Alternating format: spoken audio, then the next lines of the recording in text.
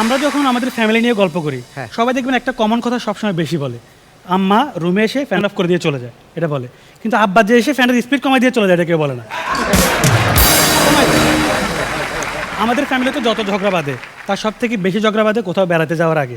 এটা বাঁধবেই, আব্বা রেডি হয়ে বসে আছে, আম্মা রেডি হয় নাই, বাচ্চা ঝগড়া। এরকম একদিন আমাদের ঘরে তুমুল ঝগড়া, বেড়াতে কেউ যায় নাই। আম্মা রাতে না খেয়ে শুয়ে আছে, বলছে আমি খাবো না, রাগ করে আসছে। আমি গেছি, আম্মা খাইতে চলো, বলছে আমার মা ডাকবি না। বলছে আচ্ছা আন্টি খাইতে চলো। বলছে গাদার বাচ্চা, জুতা খাওয়ার আগে এখান থেকে যা। বলছে দেখো আন্টি, আমরা কথা বলতেছি, আঙ্কেল রে টানতেছো কেন? আব্বা কিন্তু ডাইনিং টেবিলে সব শুনতেছে আর আম্মারে টিটকারি করতেছে, এই তোর মা খাইবো কিনা জিগা, না খাইলে মাছটা আমি খাইতাম। তুমি করে আছে মাছ নেই, আমার মুখ ওইদিকে চলতেছে, আমার তোরা চাকর পাইছস, আমি তোদের কাজের লোক, তোর বাপের বিয়ে করে আমার জীবনটা শেষ। আব্বা মুসকি মুসকি হাসতেছে আর মাছটা খাইতেছে, আম্মা দিকে কানতেছে। আমি বলছি আম্মা কান্দো না, আমি তো আছি। বলছি ডং করিস না, তুই হয়েছিস তোর বাপের মতো।